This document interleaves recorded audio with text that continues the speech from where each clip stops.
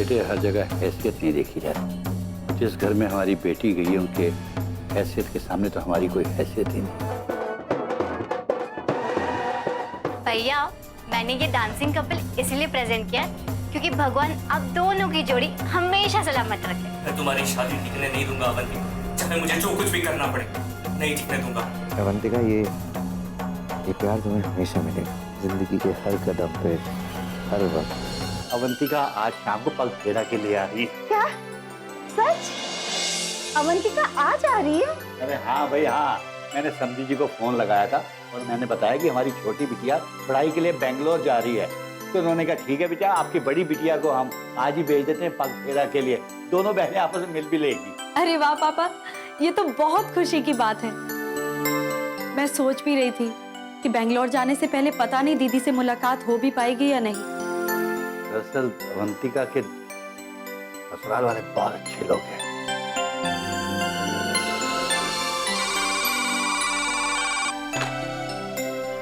Hello, हाँ मगन सेठ जी, हाँ हाँ, मैं कल आके आपको मिलता हूँ ना, आपकी पूरी रकम वापस लौटा देता हूँ।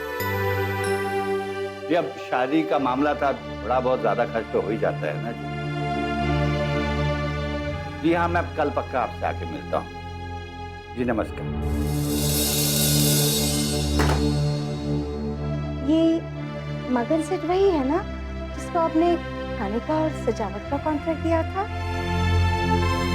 हाँ हाँ, ये वही है। अब पैसा तो क्लियर करना ही पड़ेगा ना। लेकिन पापा, इतनी जल्दी आप सारा पेमेंट कहाँ से क्लियर करेंगे? अरे बेटा, कहीं ना कहीं से तो करना ही पड़ेगा। लेकिन हाँ, एक बात का ख्याल रखना, अवंतिका जब घर पर आएगी तो किसी के भी चेहरे पर ये भाव नहीं आना चाहिए कि हम परेशान या दुखी हैं, वरना बेचारी अपने ससुराल में भी खुश नहीं रह पाएगी।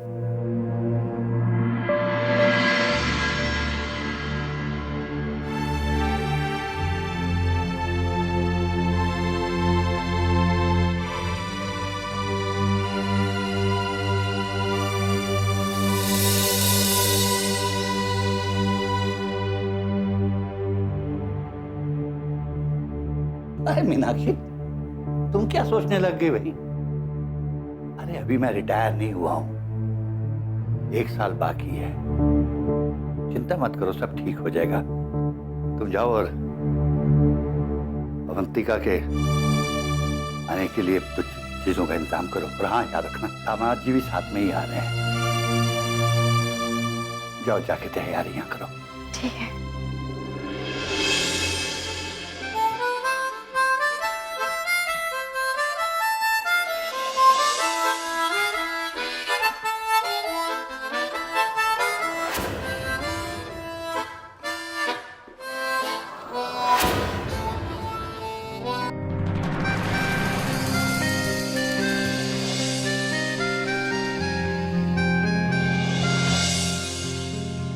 जानता हूं तुम्हारी नई जिंदगी की पहली सुबह बहुत खुशगवार हो। बचपन से लेके आज तक की यादों को मिटाकर तुम तो चली गई, लेकिन वो यादें मेरे जहन से मिट नहीं पा रही। मैं नहीं भूल सकता उन यादों को, और जो बचपन हमने साथ बिताया वो नहीं भूल सकता।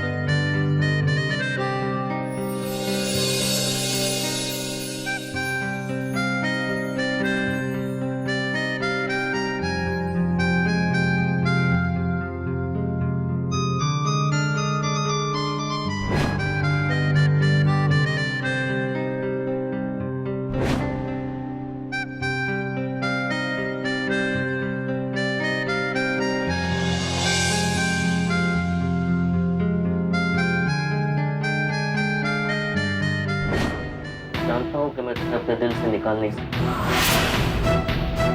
और तुम्हें वापस पाना इतना आसान नहीं। पर मेरा दिल कहता है कि तुम्हें वापस पाने के रास्ते खुलेंगे। जरूर खोलेंगे। बस बस मुझे दीदी को ये यकीन दिलाना होगा कि मेरे दिल में अब तुम्हारे लिए कुछ नहीं, कुछ भी नहीं।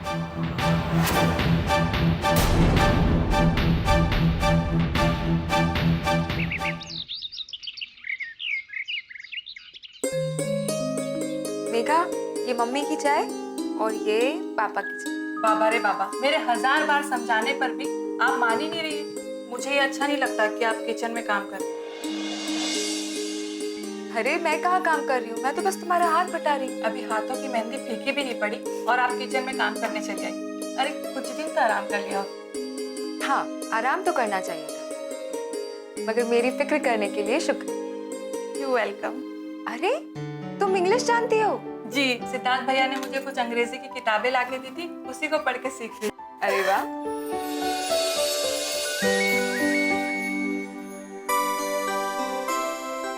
हेलो। हेलो अवंतिका, तुम मेरी शादी में क्यों नहीं आई? थोड़ा बिजी थी। वाह, तुम्हारी जैसी सहेली हो ना तो फिर क्या कहने। देखना, अब मैं भी तुम्हारी शादी में नहीं आऊंगी। हाँ अरे नाराज मत हो, कुछ मजबूरी थी, अब माफ भी कर दो। चलो ठीक है, माफ किया। अवंतिका, मैं तुमसे एक बात पूछना भूल गई। तुम्हारी इतनी अच्छी नौकरी लगी थी, फिर शादी इतनी जल्दी जल्दी करने की क्या जरूरत थी? शादी तो बाद में भी हो सकती थी ना। अब एक तरफ शादी भी हो गई और दूसरी तरफ तुम्हें नौकरी भी करनी है। अरे आराम से शादी करती तो छुट्टी लेकर हनीमून तो जा सकती थी। इतनी जल्दी जल्दी शादी करने की क्या जरूरत थी? दरअसल पापा चाहते थे कि मैं अपनी नई जिंदगी की शुरुआत और करियर की शुरुआत दोनों साथ में करूं।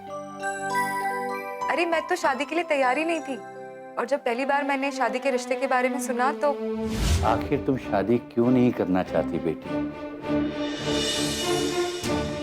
पापा, आप समझने की कोशिश कीजिए। मैं पहले अपना करियर बनाना चाहती हूँ, अपने पैरों पर खड़ी होना चाहती हूँ। पापा, मैं आप लोगों का सहारा बनना चाहती हूँ। बेटा, मैंने तुम्हें इसलिए शिक्षा नहीं दिलवाई, तुम बड़े होके हमारे लिए काम करो।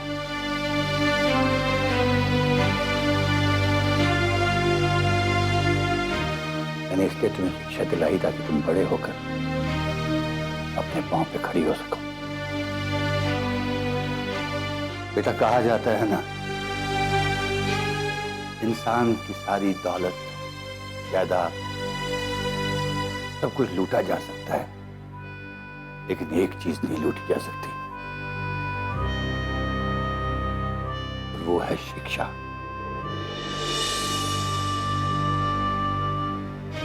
लेकिन शिक्षा के बल पर तुम हमेशा अपने पैरों पे खड़ी रह सकती हो।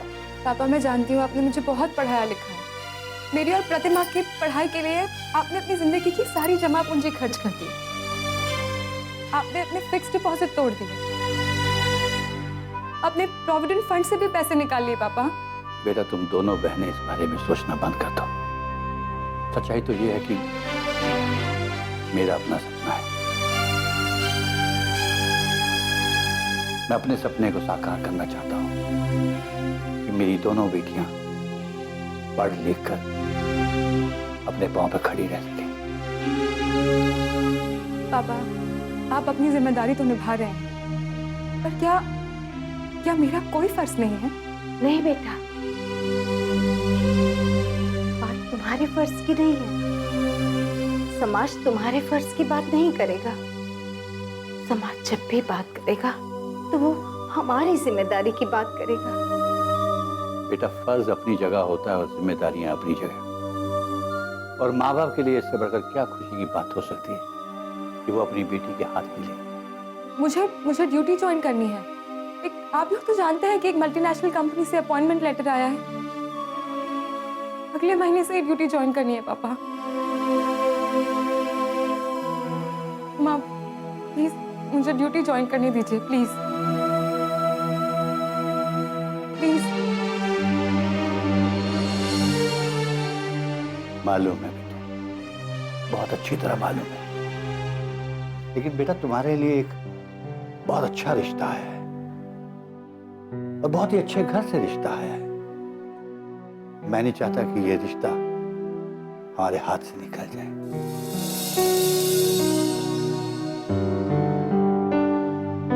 वहां पे जाके तुम खुश रहोगी, चैन से रह पाओगी। और माँ बाप को चाहिए क्या होता है कि उसकी औलाद खुश रहे, चैन से रहे, ताकि हम भी तेरे माँ बाप चैन की नींद सो पाए। पापा लेकिन अब तो मैं चाहता हूं कि तुम अपने कैरियर के साथ अपनी नई जिंदगी की शुरुआत करो, एक नई जिंदगी की तरफ कदम बढ़ाओ।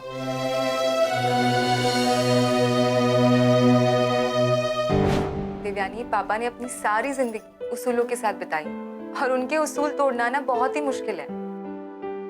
और मैंने भी ये बाद में महसूस किया कि पापा ने पहले से ही सोच के रखा था कि मेरी पूरी पढ़ाई होने के बाद मेरी शादी करवा देंगे। सचमुच माँ बाप तो ऐसे ही होते हैं, क्या कुछ नहीं करते वो अपनी बेटियों के लिए। लेकिन मेरे पापा अलग है, बहुत अलग है देवयानी। मुझे तो लगता है कि पापा सोते जागते अगर भगवान से कुछ मांगते भी होंगे ना, तो हमारे लिए ही मांगते होंगे। अच्छा सुनो देवयानी, मैं तुम्हें बाद में कॉल करती हूँ। हाँ, बाय।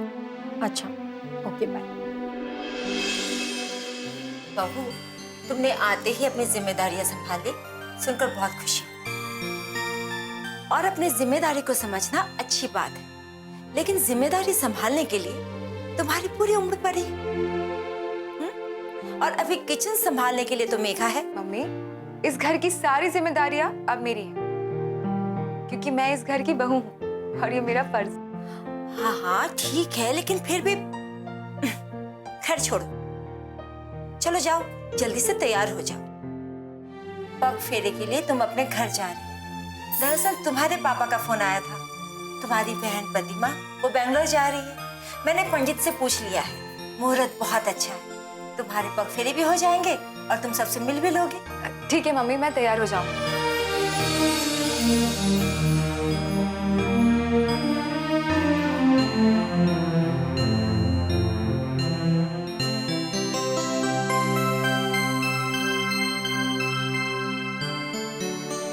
क्यों भाग्यवान, तुम तो बहू को तैयार होने के लिए कहने गई थी।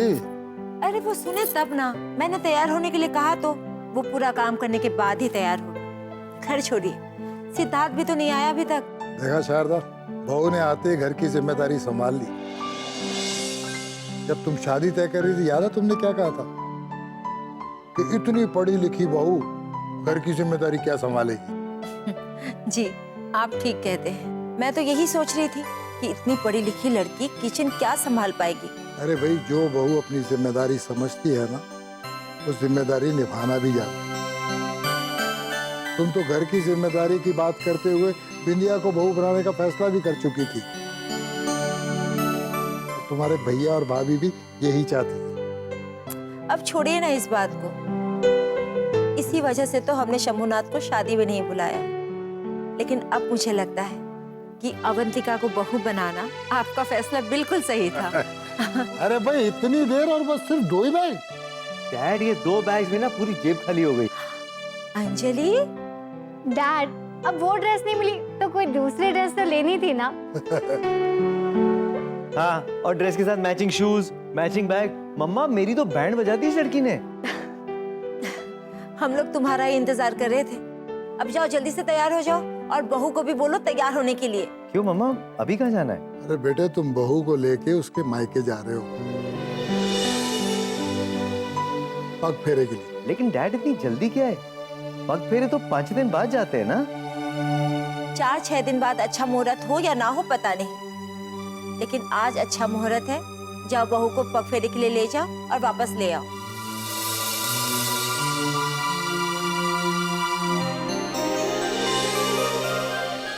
अवंतिका पग फेरा के लिए आ रही है? आज ही जीजू दीदी को लेकर अभी आने वाले हैं। अवंतिका से मिलने मैं क्यों नहीं आऊंगी?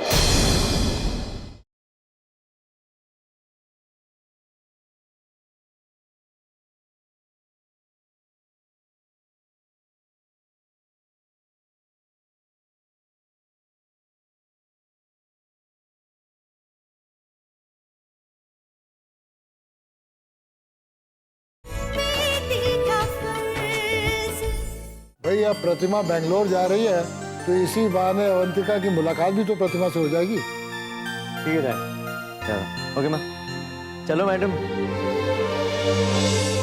क्या बात कर रही हो प्रतिमा? अवंतिका पगफेरा के लिए आ रही है? हाँ, आज ही जीजू दीदी को लेकर अभी आने वाले हैं। वो एक्चुअली मुझे बेंगलोर जाना था ना, इसीलिए उन लोगों ने आज ही पगफेरे का प्रोग्राम बना लिया। चलो ये तो बहुत अच्छी बात है प्रतिमा, वरना सचमुच तुम बैंगलोर जाकर यही सोचती रहती कि अवंतिका से तुम्हारी मुलाकात क्यों नहीं हुई। हाँ, आप बिल्कुल ठीक कह रही हैं। पता है, अब मैं दीदी से पूछूंगी कि दीदी का ससुराल कैसा है, ससुराल वाले कैसे हैं। मुझे तो ऐसा लगता है कि वो लोग बहुत अच्छे हैं। हाँ, खैर ये बताइए कि आप आ रही हैं या नहीं? हाँ हाँ, अवंतिका से मिलने मैं क्यों नहीं आऊंगी। दरअसल मुझे कोर्ट जाना है, मेरा क्लाइंट इंतजार कर रहा है, बस एक तारीख लेनी है, फिर मैं सीधे वहीं आती हूँ। Okay bye. Okay bye.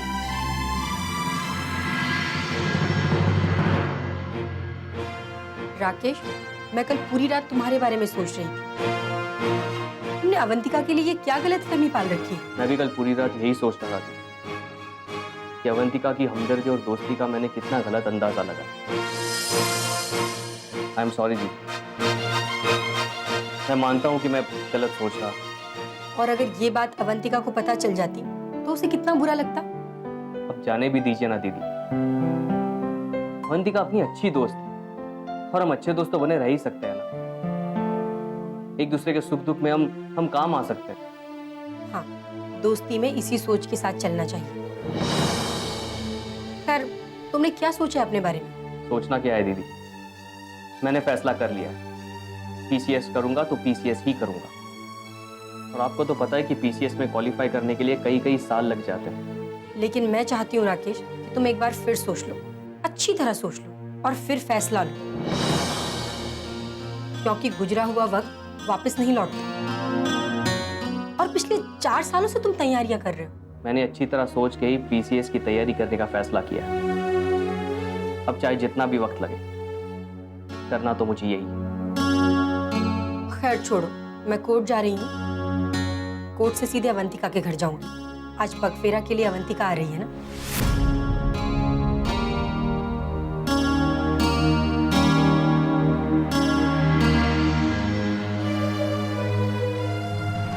अपनी अपनी चाहत है दीदी, और मैं जिसे चाहता हूं उसे हासिल करके रहता हूं।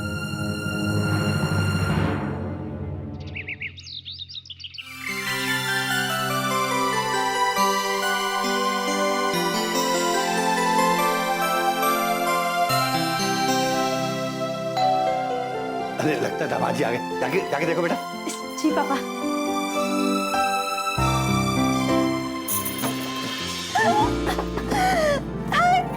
दीदी कैसी आप? नमस्ते दीदी। मैं ठीक हूँ, तुम कैसी हो? चलिए। मैं बहुत अच्छी हूँ, चलिए अंदर चलिए। चलिए। अरे आप कैसे जीजू? कैसी है? आप कैसे हो? अच्छी हूँ। कैसे हो बेटे? अरे मेरा बच्चा कैसा बेटा? बहुत अच्छा। आप कैसे? First class. बेटी तुम दोनों को खुश देखकर बहुत अच्छा लगा, मन को आराम मिल गया।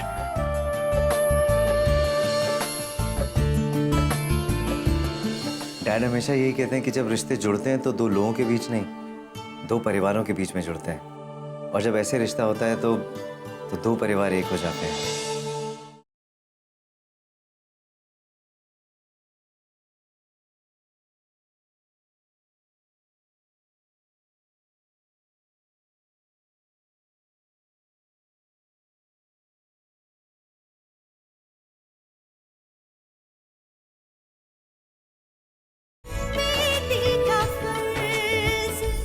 कैसी हो अवंतिका? मैं ठीक हूँ माँ। दीदी मैं भी हूँ। तुम कैसी हो? दरअसल हमें तो बिल्कुल ही यकीन नहीं था कि समधी जी इतनी जल्दी पगफेरे के लिए आप लोगों को यहाँ भेज देंगे। एक्चुअली पापा जी ऐसा कोई प्लान नहीं था, मगर ये प्रतिमा के जाने की बात सुनी तो हम सभी को ऐसा लगा कि अवंतिका को प्रतिमा से मिल लेना चाहिए। इसी को तो रिश्ते कहते हैं। बिना किसी को सुने कहे जज्बातों को महसूस कर सकते हैं। जी पापा, डैड हमेशा यही कहते हैं कि जब रिश्ते जुड़ते हैं तो दो लोगों के बीच नहीं, दो परिवारों के बीच में जुड़ते हैं। और जब ऐसे रिश्ता होता है तो दो परिवार एक हो जाते हैं। समधी जी की सोच बहुत ही अच्छी है और हमें इस बात की खुशी है कि हमारी बेटी इतने अच्छे घराने में हुई है। पापा, आप चीजों से बात ही करते रहेंगे या उन्हें नाश्ते के लिए भी बोलेंगे? अरे सॉरी खाने का कुछ प्रबंध करो। जाओ। दीदी आप कहाँ जा रही हैं? आप भी नाश्ता कीजिए।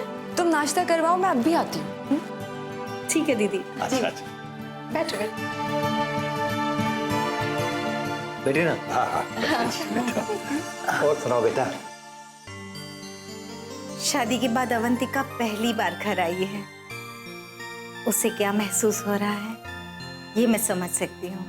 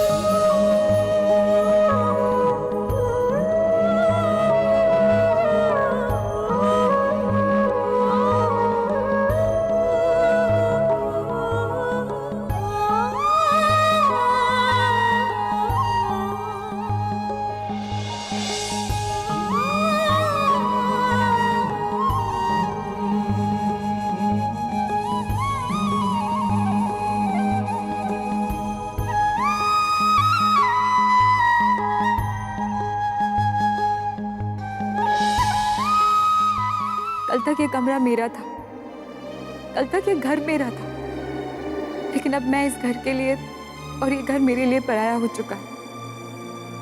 लेकिन क्या जिस घर में मैं पैदा हुई, जिस घर में पलकर इतनी बड़ी हुई, ये पराई कह देने से क्या इस घर से मेरा रिश्ता टूट जाएगा? नहीं, जीते जी तो ये रिश्ता कभी नहीं टूट सकता। क्या बात है मीनाक्षी? अवंतिका तुम रो क्यों रही हो? अवंतिका तुम्हें थोड़ी सी खरोच भी आ जाए तो तुम अपने ससुराल में तो खुश हो ना? दीदी, सबकी तकदीर एक जैसी नहीं। कुछ लोग बिना कोशिश किए ही सब कुछ पा लेते, या फिर कुछ लोगों को संघर्ष करके सब कुछ हासिल करना पड़ता है। चाहे जितना संघर्ष करना पड़े, जिसे मैंने चाहा है उसे मैं हासिल करके रहूंगा। जिसे चाहा उसे मतलब?